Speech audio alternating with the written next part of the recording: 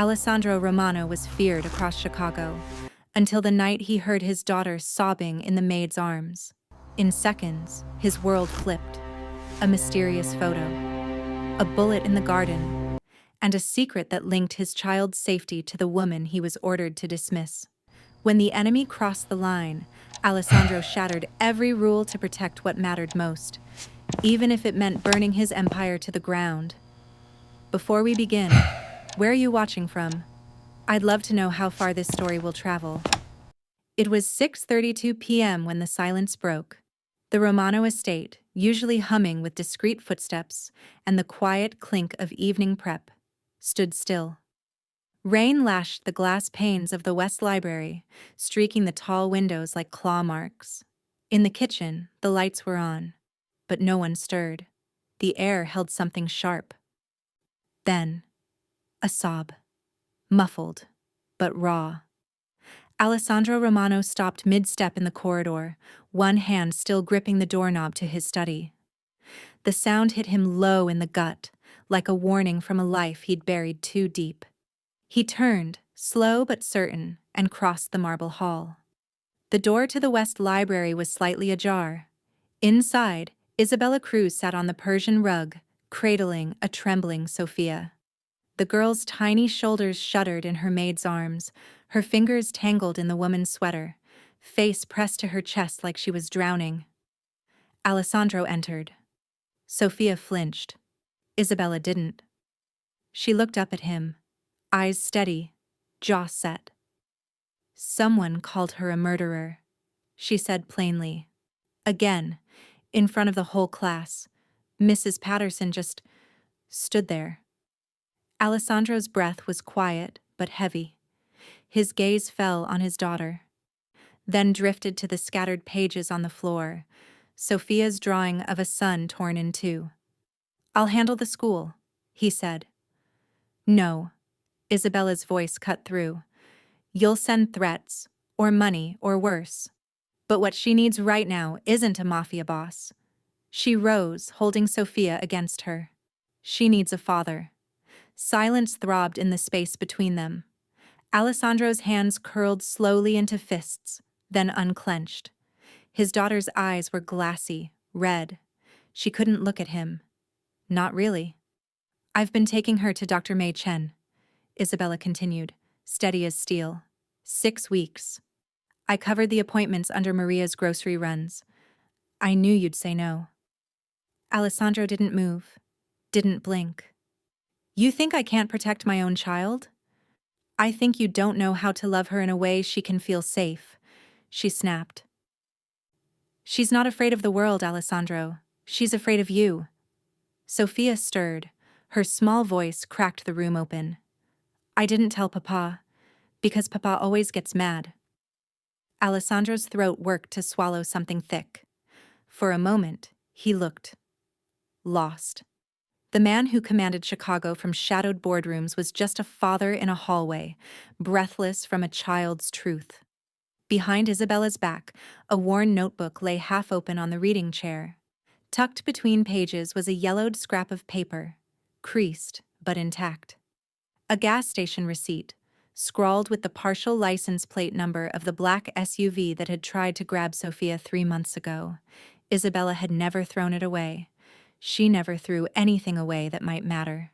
The camera in the corner caught it all, the boss standing still while the maid held his daughter. And then, something slid under the door. A plain manila envelope.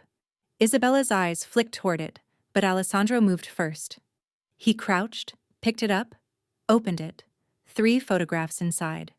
Telephoto, grainy, dated within the week. One showed Sophia with Isabella outside Dr. Chen's clinic.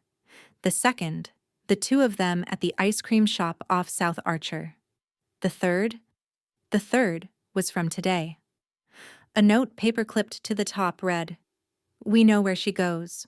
We're watching." Sophia buried her face in Isabella's shoulder again. Alessandro's jaw locked. A storm built behind his eyes. Fury, guilt, and something else deeper. Something close to fear. Isabella shifted her weight, whispering gently to the girl. "It's all right." "Shh," Sophia whispered back, so faint only Isabella caught it. "Don't tell Papa." Alessandro stepped forward, then paused. His voice came low, rough. "Family isn't a weakness.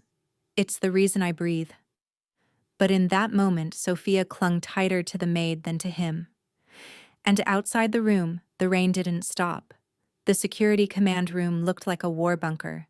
Low light, rows of monitors, a map of the estate glowing in red and white. Alessandro stood at the center, one hand resting on the glass table, the other clenched tight at his side. Isabella didn't sit. Neither did Marcus. The air was too thick for comfort. Sophia had been escorted to the guest suite by Maria. No questions, just silence. Alessandro turned, face unreadable. This isn't just harassment anymore. Someone's watching them, tracking movements. They knew her therapy schedule. Isabella folded her arms. "Because you've built a fortress with holes." His eyes flashed, but she didn't flinch. He slid a small black phone across the table, an old burner, scratched screen. No contacts. "This only receives messages from one number. Mine." Then, a keycard. "Access to the east wing, garage, and safe zone perimeter." Nothing more. She looked down at the items, then back up. "You're putting me in a cage. I'm keeping you alive. I've been alive just fine without you." Alessandro exhaled once, long. "3 rules," he said, voice like gravel. 1. Do not speak of this to anyone, not friends, not even your sister. 2. If you have to lie, lie wisely. Never offer the full truth unless asked directly. And 3. Don't leave the safe zone without my clearance. Isabella hesitated, then picked up the burner phone. The screen flickered dimly, battery at 10%. "Convenient," she muttered. "Won't even last the night." Alessandro didn't respond. The silence shifted as Marcus stepped forward, placing a manila folder beside the phone. He opened it slowly. Inside, photos, time-stamped, dated, week after week. They showed Sophia and Isabella at various spots. Outside the florist, walking into Dr. Chen's office, a blurry shot through a car windshield at the ice cream shop. "They've been watching for 2 weeks," Marcus said grimly. "Whoever's behind this isn't just sending a message, they're collecting patterns." Alessandro's jaw ticked. Pattern means planning, and planning means intent. Isabella's face hardened. "Then your walls aren't working." Alessandro looked at her for a long beat. Something unspoken in his stare. She could see the tension beneath the suit, the storm behind his restraint. "I tried to talk to her this morning," he said, low. "Tried to ask what cereal she wanted. She didn't answer. Just kept drawing. Wouldn't look up." Isabella softened, just slightly. "She thinks love equals consequence. You need to unteach that." "Is that what you're here to do?" "No," she said. "I'm here because she clings to me when she cries. That's not a job. That's a bond. One you're losing by the hour." His hands flexed again on the table. She stepped back. "You want to fix this? Don't threaten her mother figure with bodyguards and burner phones. Show up. Earn it." He didn't speak. A sharp knock broke the moment. A guard entered, slipped a folded piece of paper into Marcus's hand, then vanished. Marcus opened it, read quickly, passed it silently to Alessandro. The boss read it once. His eyes darkened. He handed it to Isabella without a word. One line, typed. "Tonight, the docks. Alone. Or the maid disappears." She read it twice. Then looked up, calm but blazing. "Don't threaten a parent with guns. Try being one with guts." Alessandro met her stare. Neither of them blinked. The camera wall blinked like a restless heartbeat. Angles of the estate streaming in silence. North gate, south perimeter, garage stairwell, Hallway 4B. Everything under watch. Everything catalogued. Except one gap. Marcus DeLuca leaned forward, pen tapping the corner of the screen. There, every night at 20 past the hour, 3 minutes, C12 goes dark. Isabella narrowed her eyes. That's the East Side utility gate. Exactly. Firmware updates are staggered, Marcus muttered, flipping through a maintenance log. We swapped guards last week. Window opened up. Nobody caught it. Until now. Alessandro didn't speak. He stood at the back of the room, arms crossed, watching the people who were supposed to keep his daughter safe, and the maid who noticed what they didn't. 3 minutes is enough, Isabella said quietly. To slip in, to plant something, to take someone. No one gets near this property without us knowing, the guard captain snapped. She turned her gaze to him, flat and sharp. You didn't even know your firmware was outdated. The man looked like he wanted to respond, but a glance from Alessandro stopped him cold. Marcus jotted a circle around the timestamp. We'll patch it. But for now, that blind spot is real. Alessandro stepped forward. From now on, Sophia stays in the safe zone. No library, no greenhouse. If she needs air, she takes it in the courtyard. Under watch. Isabella bristled. That's not a childhood. That's house arrest. It's protection. It's punishment. She's already scared of everything, and now you're cutting off her only outlet. He met her stare. She's my daughter.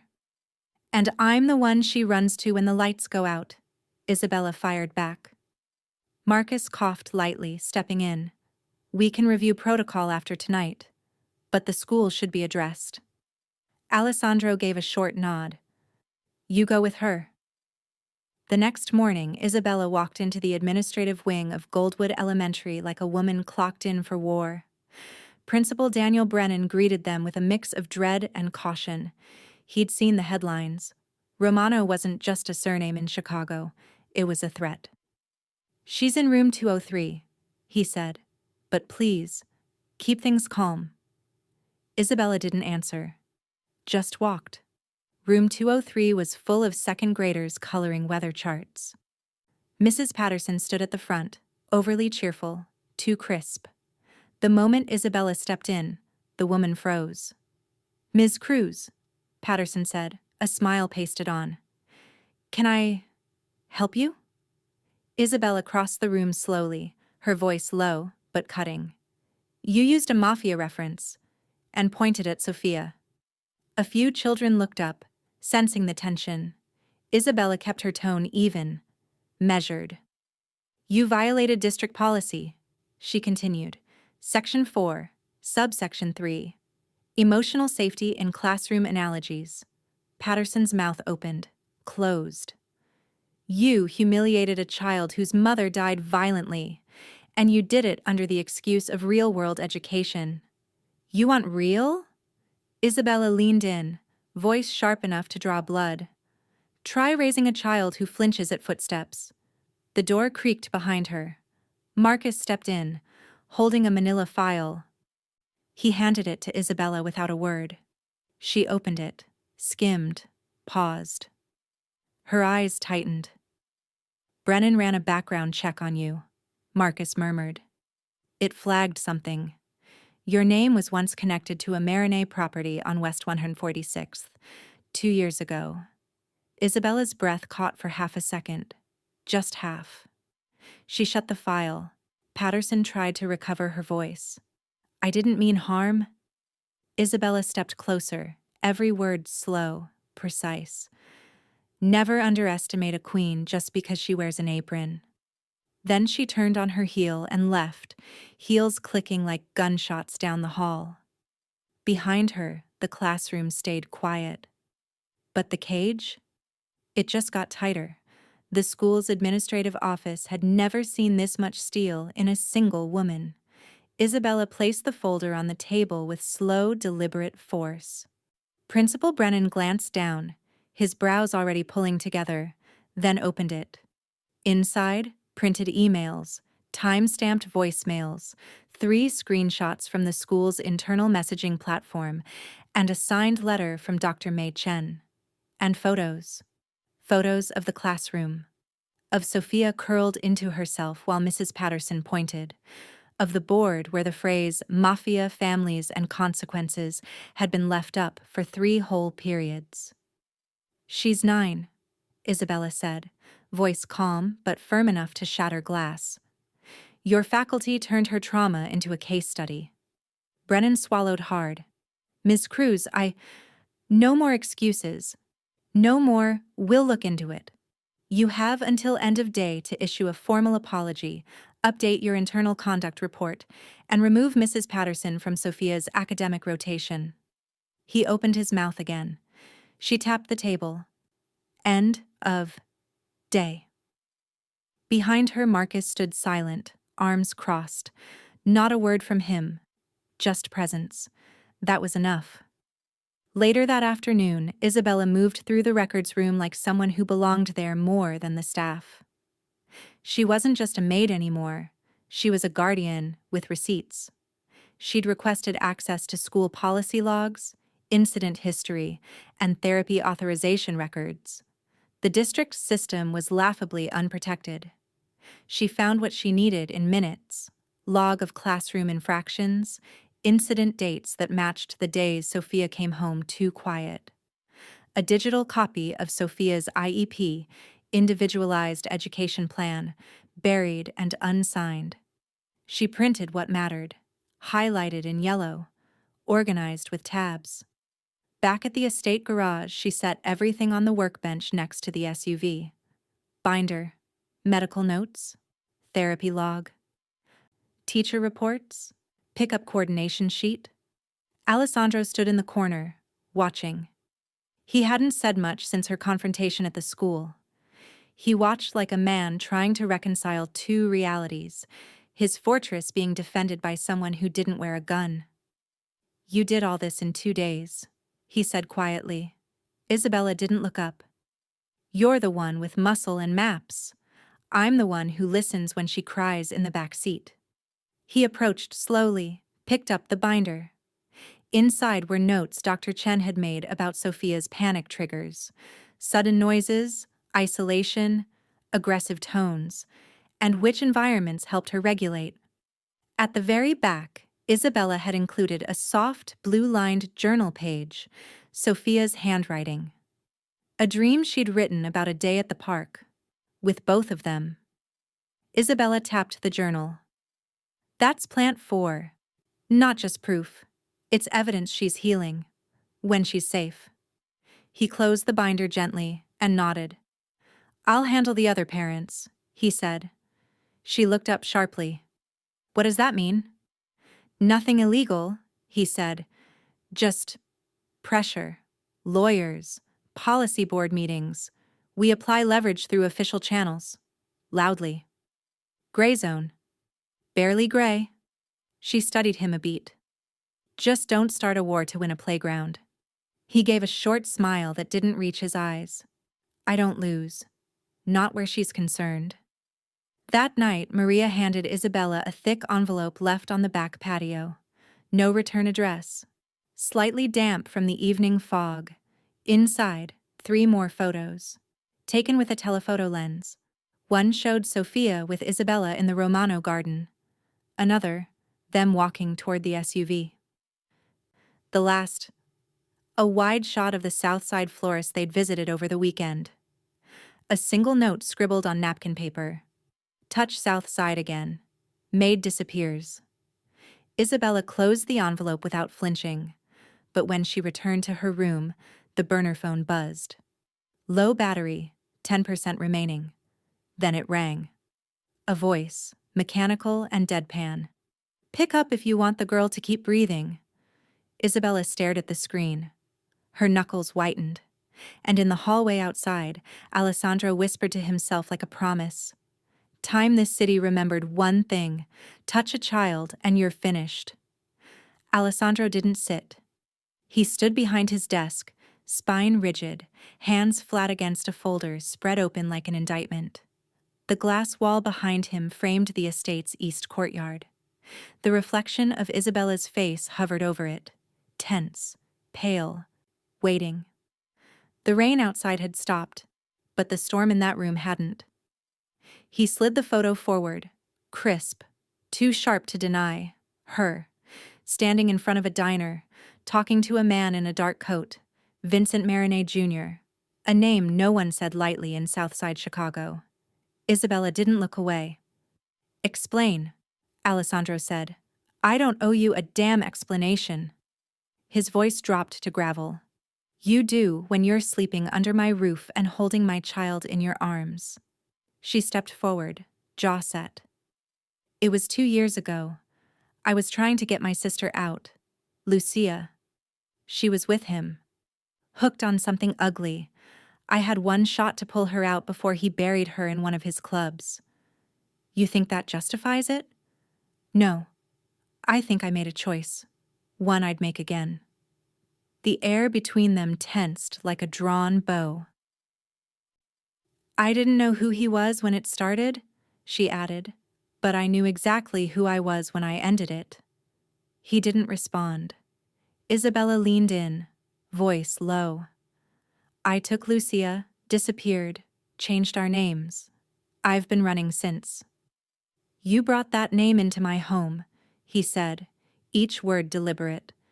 "You think I can protect my daughter if I don't know what ghost is walking through my halls?" "I protected her," Isabella fired back. "When she couldn't breathe, when she couldn't speak, when you were too busy running this empire to notice your daughter was breaking." Silence. Then Alessandro reached into the folder again. He held up a different photo. Blurry. Dated 3 months prior. A black SUV idling across from Sophia's school. He tossed the photo on the desk, beside a printout of the gas station receipt. Isabella's note scribbled in the corner. The partial plate numbers matched. "You were right about that car," he said finally. She froze. "What?" "Same vehicle that followed you from the ice cream parlor. Same one parked near the east drop-off last week." His voice tightened. "But your judgment's compromised. Whether you like it or not, your past has hands. And they're reaching." He walked around the desk and stood close. Too close. "You're done for now. No pickups. No walks to the school. No alone time with Sophia. You'll stay inside. We rotate staff to watch her." Isabella's eyes flared. "You're benching me?" "I'm protecting her." "No, you're punishing me." His jaw tensed. She stepped back. "You want to protect her? Then maybe stop assuming that control equals care." He didn't answer. But she saw it, the hesitation, the guilt twisting underneath the command. Sophia would feel it too. Later that evening, Isabella sat alone in the stairwell outside the East Wing, the only space not under full camera coverage. Her hands were trembling, fists curled in her lap. Somewhere upstairs, Sophia was having dinner, with someone else supervising. The burner phone vibrated once in her pocket. Then again. She pulled it out. New message. "Doc, midnight, no backup. Or she disappears." Isabella's chest tightened. The same trap as before, same handwriting, same threat. She stood, moving quickly down the hall toward the garage, then stopped. Something was off. The alarm pinged, barely audible. A soft mechanical blip from the glass panel above the east staircase. Motion sensor. Triggered. Not by her. She turned just as... Crash! The upper stairwell window exploded. Glass rained down. 3 shadows dropped through. Black masks. No hesitation. Isabella backed toward the banister, heart pounding. No weapon. No time. She planted her feet. "You want the kid?" she said, voice shaking but solid. "You go through me." The figures inched closer. She bared her teeth. "But don't think just because I fall. I lose." The alarm screamed to life, shrill, pulsing, and fast. Red lights flashed down the second-floor hallway like veins surging with panic. The window near the east staircase was shattered in. shards glittering on the floor like ice. Isabella was already moving, barefoot, bleeding, but moving.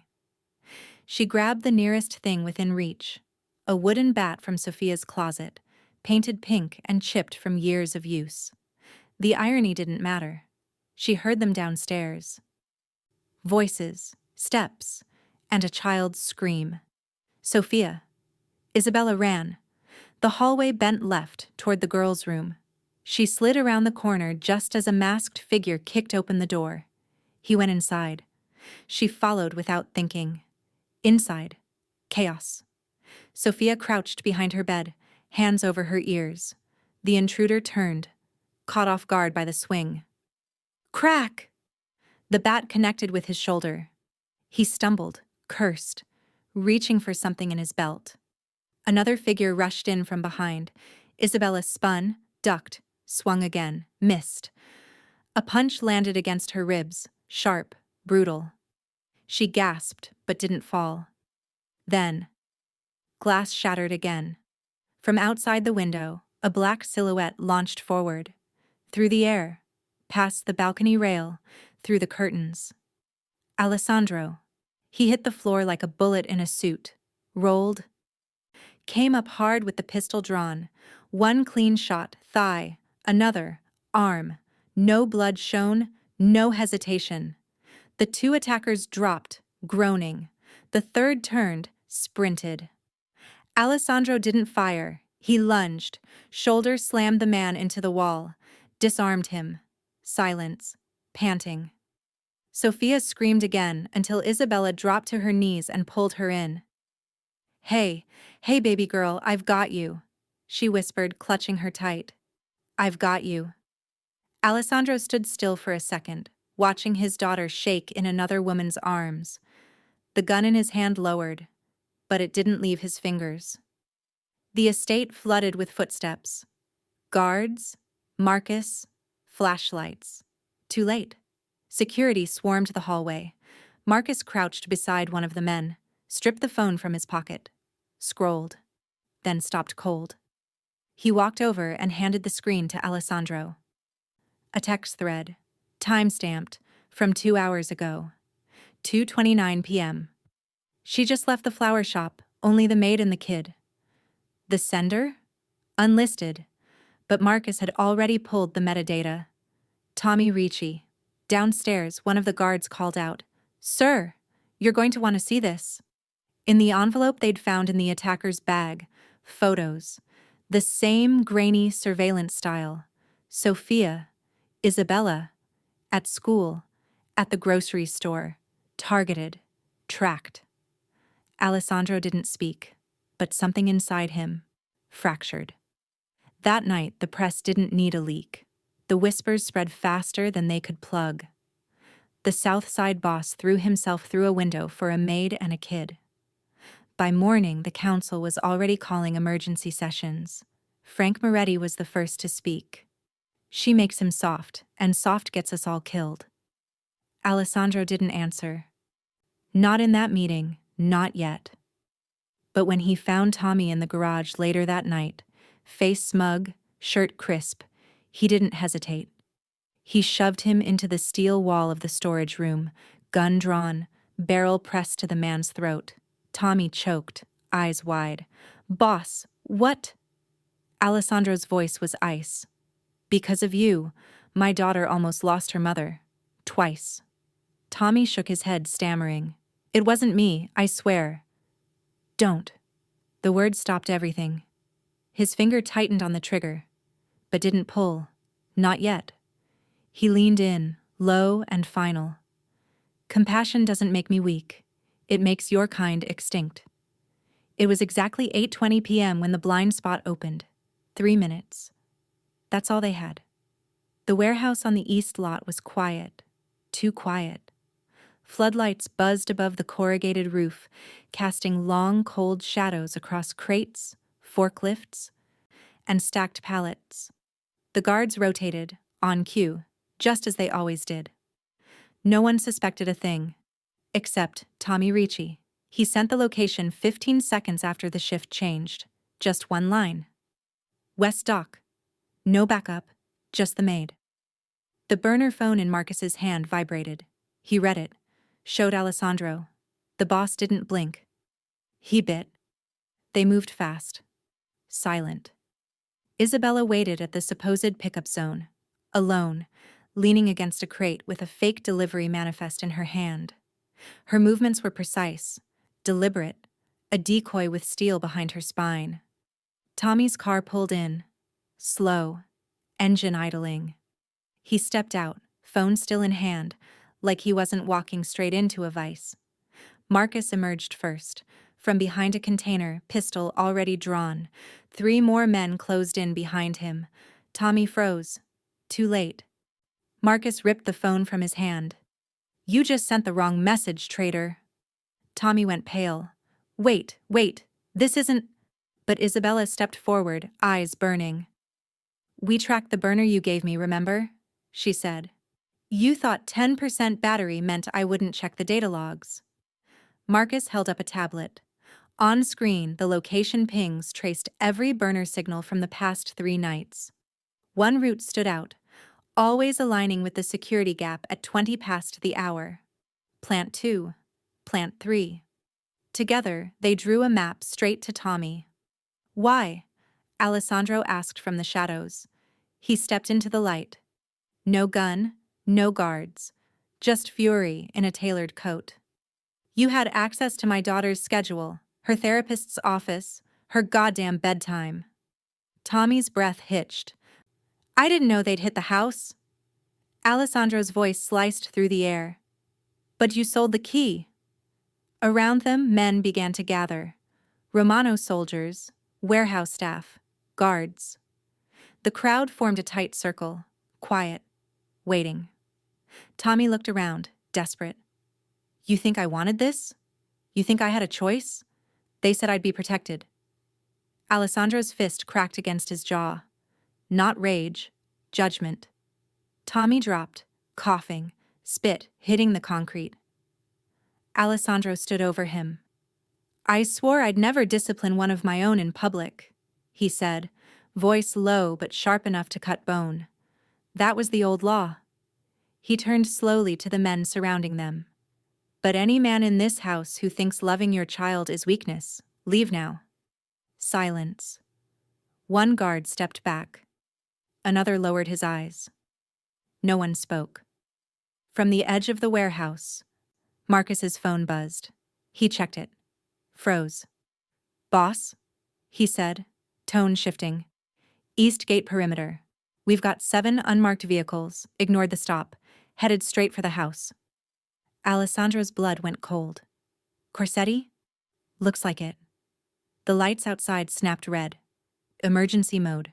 Warehouse monitors lit up like a casino, cameras flashing, names pinging offline. Alessandro's chest tightened as he scanned the feed. Hallway, courtyard, greenhouse. Then, no signal, guest wing 3. No signal, Sophia's room. One final frame came in, just before the feed cut to static. The last glimpse of Isabella's coat. And Sophia's stuffed bear on the ground. Alessandro stepped back. His voice dropped. "They're gone." The Romano estate's garden at night was a labyrinth of glass and green, once serene, now a war zone. Spotlights flickered. Sprinkler pipes rattled beneath the soil. The air tasted like metal and fear. Alessandro ran, fast, reckless. He didn't care that his jacket snagged on thorns or that the radio in his ear barked chaos. All he knew was this. Sophia and Isabella were somewhere ahead, and Corsetti was here. Somewhere. Tony Corsetti was here. "North quadrant, greenhouse perimeter." Marcus's voice crackled. "Thermal shows 3 bodies. One's child-sized." Alessandro didn't reply. He kicked open the glass panel door at the far end of the greenhouse. Steam curled off the plants. Rows of tall ferns and tomato vines masked everything. A sound, small, rhythmic. Beep, beep, beep. He didn't register it, not yet. Elsewhere in the maze, Isabella crouched low, arm wrapped around Sophia's shoulders. "Stay quiet. Stay down," she whispered. Her voice was firm, but her hand trembled. Just beyond the hedge, a pair of leather shoes crunched against gravel. Then came the voice. Smooth, calculated, meaner than a snake in silk. You've got 5 seconds to walk away, Maid. 5. Before I repaint this pretty garden. She stood, slow, shielding Sophia behind her. Tony Corsetti stood 10 feet away, gun raised. His face twisted in a calm sneer. You think Alessandro's gonna protect you? You're a nobody. A glorified babysitter playing queen. Isabella didn't blink. You're pointing that at a child, Tony. He smirked. I'm pointing it at a message. Behind them, the sprinkler timer beeped again. 22:58. Unnoticed, Sophia's watch was recording. Marcus burst through the south corridor. Target visual, greenhouse center. Alessandro was 10 steps behind. He spotted the gun. Then Isabella. Then his daughter. No, he roared, voice tearing out of him. Tony turned at the sound. Bang. Time cracked. The shot echoed across the glass. Isabella jerked back and dropped. Sophia screamed, crumpling over her. Alessandro crashed through the glass wall, arms bleeding, rage blinding. His gun was already up. Tony raised his again. Too slow. Alessandro fired, one shot. The Corsetti patriarch collapsed, howling, not dead, but done. Security swept in seconds later. Too late again. Marcus pulled Sophia back, clutching her like she was his own. The sprinkler system triggered at last, hissing water over the bloody tile, dousing the fire that no longer burned. Alessandro fell to his knees beside Isabella. She was still breathing. Barely. Ambulance. Now! He barked. Sophia was sobbing, clutching her stuffed bear, her tiny body soaked and shaking. Alessandro didn't move from her side the entire ride. Not in the ambulance, not in the ER, not in ICU. He sat by the hospital bed, shirt soaked, hands still shaking, watching the machines, the line, the numbers. Then, beep, beep, beep, slower. He stood, took her hand, whispered like it hurt to speak. Don't close your eyes. That's an order. The monitors answered with a warning chime, and Alessandro Romano, Mafia boss, kingmaker, untouchable, lowered his head against her palm. Outside the ICU doors, the world churned. Whispers spread fast. He'd broken every rule for a maid. But inside that room, nothing else mattered. Because in his voice, shaking and hoarse, came one truth. Don't call that weakness. That's my family. The machines beeped in steady rhythm. Isabella lay in ICU, pale, unconscious, a tangle of wires and bruised skin. Alessandro sat beside her, elbows on his knees, staring down at her hand like it held the weight of everything he'd ever failed. Marcus entered quietly, holding a single flash drive. It's time, he said. Alessandro didn't move at first. Then, he stood. 2 hours later, in the strategy room buried beneath the Romano estate, walls lined with servers and hard drives, Marcus laid it all out. One by one. Plant 1, the gas station receipt. Partial license plate traced back to a vehicle registered under a shell company tied to Corsetti's southbound storage firm. Plant 2 and 5, burner phone logs. Tommy Ricci's text history had been mirrored. Marcus had the message ordering the drop location, and the photo metadata of Sophia near the greenhouse just hours before the hit. Plant 3, the blind spot at 20, cross-referenced with Tommy's pings and the moment the attackers entered the estate perimeter. Plant 4, the therapy notes Isabella had logged, the meetings, the harassment records, the school's negligence, all signed, time-stamped, evidence of intent, negligence, and a pattern of targeting. Then Marcus dropped the real dagger on the table. Voicemail from Sophia's smartwatch, he said, voice low. Auto-synced when the hospital connected her devices. He hit play. A child's sob, wind, running. Then, beep, beep, beep. The sprinkler timer at 22:58. Then, a man's voice, faint, but audible. We wait for Corsetti's go. Alessandro didn't speak. He picked up the burner phone from the table, held it like it was poison. We have enough? He asked. Marcus nodded. More than. And that's how they caught Enzo Corsetti. Lured him to a warehouse under the pretense of discussing Tommy's fate, planted a mic under the table, let the pressure build, let Enzo talk. It didn't take long. He bragged, slipped up, confirmed everything, the surveillance, the order to extract the maid, and most damning, the fact that the plan had been coordinated between his house and the Marinette family's legal counsel. Too bad the girl didn't die, Enzo had muttered. Would have made the wedding push easier. Click. Audio secured. Alessandro walked out. A day later, the council convened.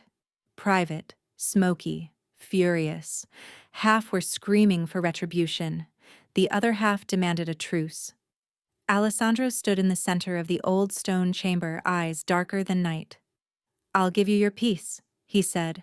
No street war, no bloodbath. But hear this. He dropped the flash drive on the table.